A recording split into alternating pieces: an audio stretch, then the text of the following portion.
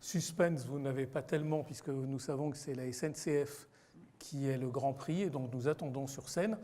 Ils n'ont pas encore bondi de leur fauteuil, mais ça va venir. Raphaël Diard et peut-être Valérie Chemla qui nous rejoignent sur scène. Voilà. Bonsoir. Normalement, il y avait les petits jets de lumière, donc je vous laisse prendre le micro. Nous étions salués tout à l'heure. Je vous salue à votre tour. Juliette et moi, on va se partager la présentation. Alors, vous nous verrez à tour de rôle pour présenter les prix. Et ça fait un petit peu l'arsène. Moi, le sentiment que j'ai eu en lisant le compte-rendu qu'on publiait, c'est que vraiment l'essentiel sur SNCF, c'était vraiment l'information et le service de l'utilisateur. Et je vais enfreindre les règles de la galanterie en interrogeant d'abord Raphaël.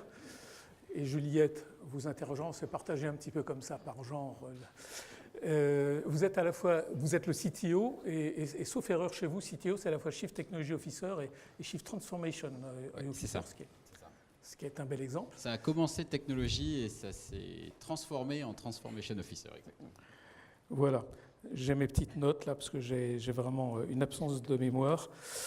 Moi, ce qui m'a frappé, vous êtes donc en charge d'amener les outils qui vont permettre, après, on parlera de e-voyageurs, que ça fonctionne. Vous avez pris, vous, et c'est là où il faut que je relise mes notes et mon pense-bête, vous avez fait migrer 60% des applications de la SNCF dans le cloud public. C'était vraiment une migration audacieuse et volontariste. Ça fait 840 applications quand même. Pas seulement dans le cloud Azure. On est en train. C'est en Faut cours. Pas faire de l'overselling. On est en cours de migration. J'aimerais bien qu'on ait déjà fini. D'accord. Je ne vous cache pas que mes soirées seraient plus calmes. Mais... Donc la révolution est en cours. La révolution est en cours. En particulier, vous avez abrité un big data sur le cloud Azure. Et j'ai noté 2 applications qui, je crois, tournent déjà, qui sont Data 4 et qui sont Vibrato.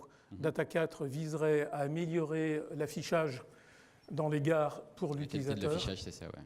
Et Vibrato pour le conducteur du train, à mesurer un petit peu les vibrations pour essayer de façon préventive de prévoir les incidents possibles.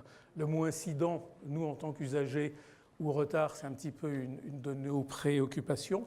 Et la question que je me pose, c'est avec tout cet outillage qui a été mis en place, est-ce que vous allez pouvoir garantir que l'usager pourra voir les incidents réduits grâce à cette technologie préventive et d'autre part sera plus vite informé? Et ça fait peut-être partie des questions qu'on posera aussi, Madame Chemla. Donc, quels sont les principaux bénéfices de cette révolution numérique? C'est évidemment quelque chose qu'on vise et on se partage un peu les rôles avec Valérie, qui est un peu le front-end de nos clients.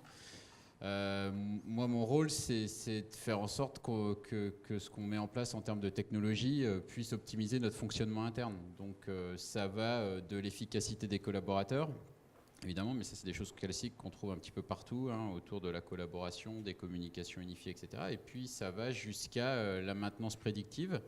Et comment est-ce qu'on fait en sorte que nos métiers puissent exploiter au mieux les données, des données historiques qu'on avait déjà et qu'on n'exploitait pas, et puis des données qu'on va tenter d'enrichir avec notamment de l'IoT. Et donc, en fait, on a tout un tas de cas d'usage qui vont de la mesure de la température des rails en cas de forte chaleur jusqu'à la vibration, voire notamment du big data sur de l'information voyageur. Le but étant que, évidemment, mieux ça marche en interne et plus c'est efficace et plus les trains vont arriver à l'heure. OK, merci. Alors Valérie, vous êtes la directrice générale de e-voyageurs technologie. Alors e-voyageurs technologie, parce que parfois on s'y perd un peu à la SNCF. Enfin moi je m'y perds. Donc ça fait partie de l'ensemble e-voyageurs SNCF qui regroupe aussi le site Oui SNCF. Oui SNCF, je le rappelle, c'est quand même le premier e-commerçant en volume d'affaires en France, avec 16 millions de visiteurs uniques par mois, ce qui n'est pas rien. Et l'application aussi SNCF fait partie de l'ensemble qui gère 150 millions de recherches voilà, par mois. Alors, vous, e-Voyageurs Technologies, vous êtes l'usine digitale un peu voilà, de ce groupe, avec une force quand même de 1000 collaborateurs. C'est pas rien non plus. Donc, 2 questions. Quel est l'apport de e-Voyageurs SNCF ou SNCF à la transformation numérique SNCF au service du client, ce qui rejoint un peu ce qu'a dit Raphaël tout à l'heure, et que va-t-il être fait justement pour améliorer l'information du voyageur? Alors tout d'abord, je vous remercie pour le prix. On est heureux au sein du groupe SNCF de le recevoir.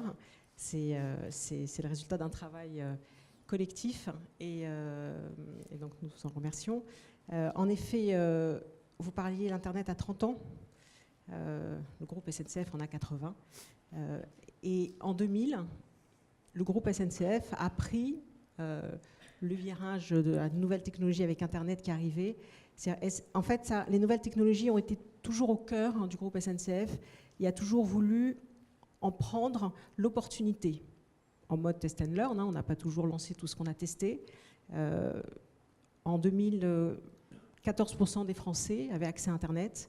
Le commerce représentait 1% du marché, la distribution en ligne. Et le groupe SNCF a décidé de se lancer avec voyagesncf.com. Et aujourd'hui, comme vous le disiez, oui, SNCF est le premier site de e-commerce français. Donc, c'est vraiment dans l'ADN du groupe. Quand le smartphone est arrivé également, en 2005-2006, pareil, le groupe a investi dans cette nouvelle technologie pour lancer les premiers billets dématérialisés, pour apporter toujours au service des clients le meilleur service. Donc, s'appuyer sur cette technologie pour apporter le meilleur service à nos clients. Je pourrais prendre encore le conversationnel qui est arrivé en 2015.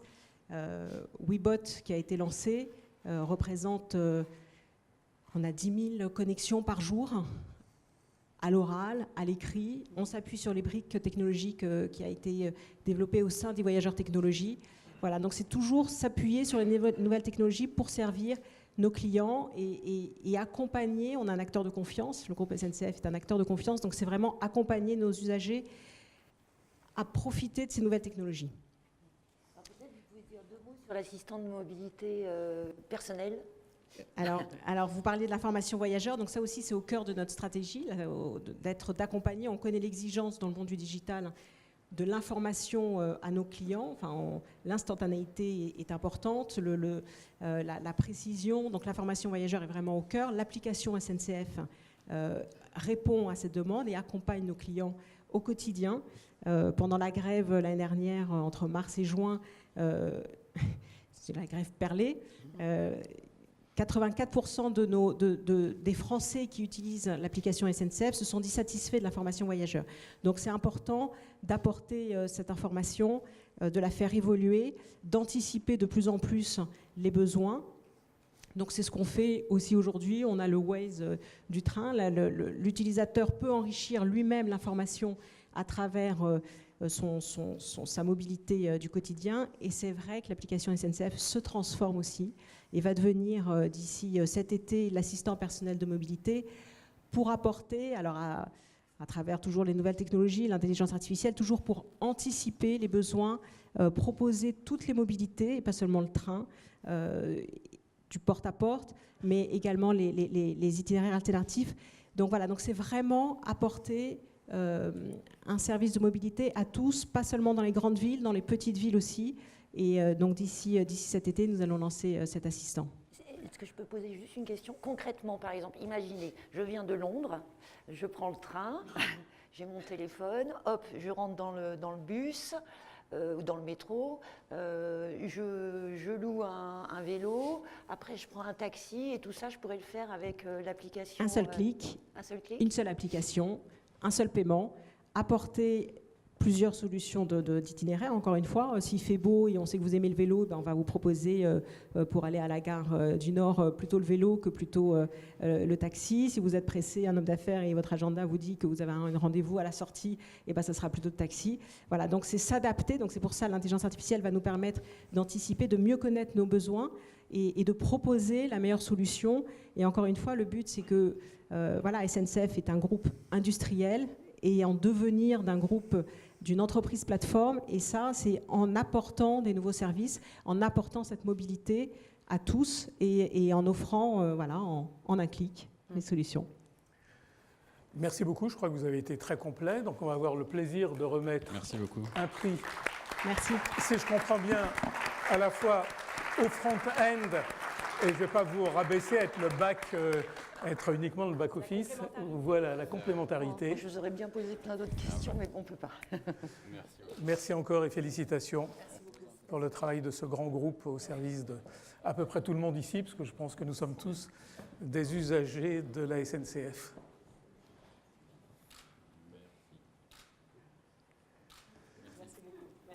Merci encore.